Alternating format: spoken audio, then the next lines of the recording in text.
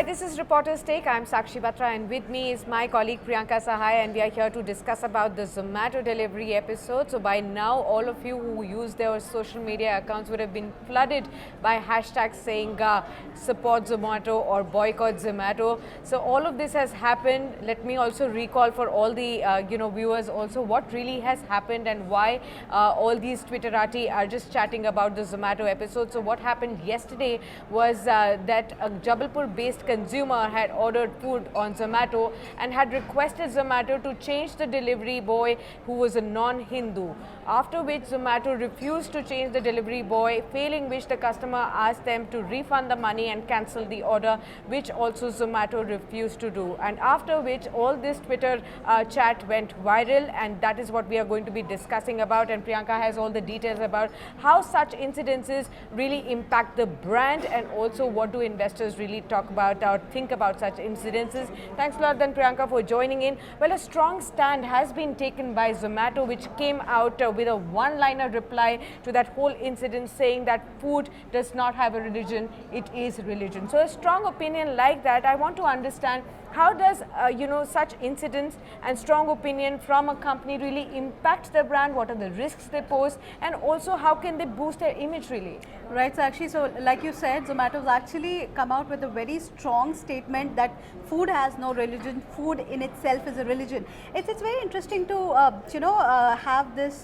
thought line coming from a company like Zomato. Yeah. Now, even as we say that, if only you could just scroll through what all happened on Zomato's Twitter handle yesterday, we can clearly figure out that there was a clear set of two groups.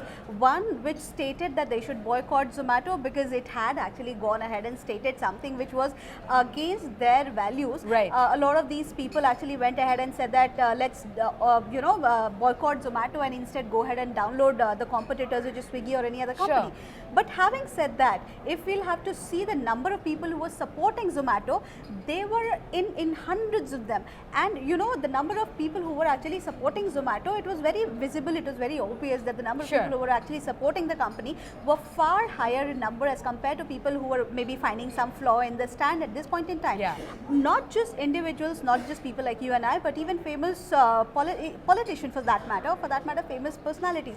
P. Chidambaram, for instance, actually took on to Twitter and tweeted that he would perhaps like to order from Zomato just after this incident. So it clearly shows that people who believe in certain set of values do abide by such incidences, and they do stand by companies or individuals who actually want to take stand like these in the business or in the life going forward. Right, but I have to also understand, when we also saw the opposite party saying boycott Zomato, do in such instances, do you also think that other competition companies also stand to benefit in such cases?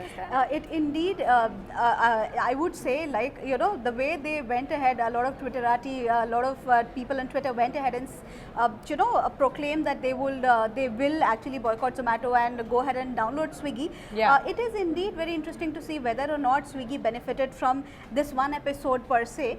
But what is interesting to observe is that though I so far did not come across any statement that Swiggy issued on this issue, but very interestingly, Uber Eats, which also happens to be one of the rivals, actually went ahead, tagged Zomato in one of its tweets and actually said that they stand by the company. Right. I was actually talking with the image guru Dilip Cherian, and what he said that at some point in time the companies realized that the words is true. So they do know that if a similar incidents happens with them, they'll also be in a very dicey situation. Sure, So absolutely. Instead of taking advantage of that situation, it's always better to align with that specific company if the the set of the conversation or the ethical issue is what they also abide by.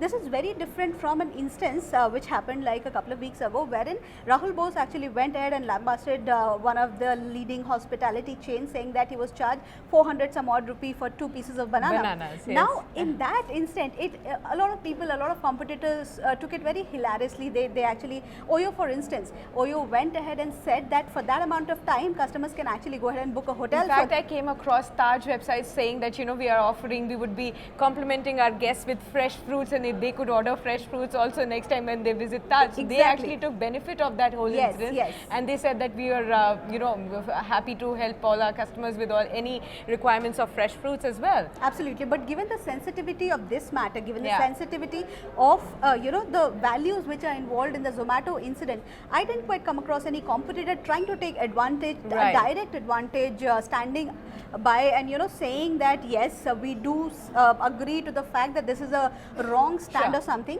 People remain quiet, if not, if they at least did not come out in open support.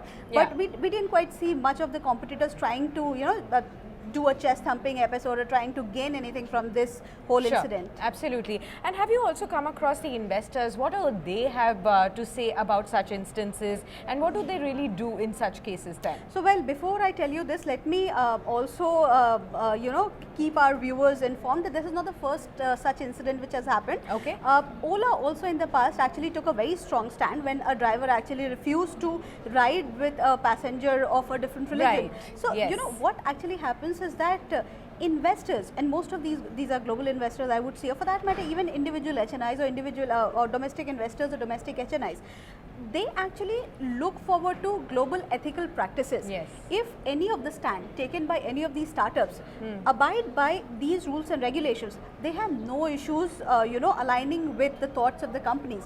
For instance, you know, even in Ola's example, I would say, we haven't seen that any investor is trying to backtrack or trying to, you know, staying away from or you know, trying to avoid the company after that. We've seen Ola going ahead and raising multiple rounds after that. And in case of Zomato also, the amount of response, the amount of support that the company has got from people known or lesser known or, like, you know, famous personalities, it's only obvious that the investors will have no issues with the company as far as you know, this incident goes. Right. Thanks a lot then, Priyanka, for sharing all those thoughts over there with us. Well, it's quite interesting to see how industry leaders, you know, famous personalities, also competition companies are actually coming in support of Zomato for taking this strong stand on the ethical values that they really believe in, and also investors also cheering in for that as well. And that is what India is also known for, you know, the kind of diversity that we have. So any strong stand such as that may have some or little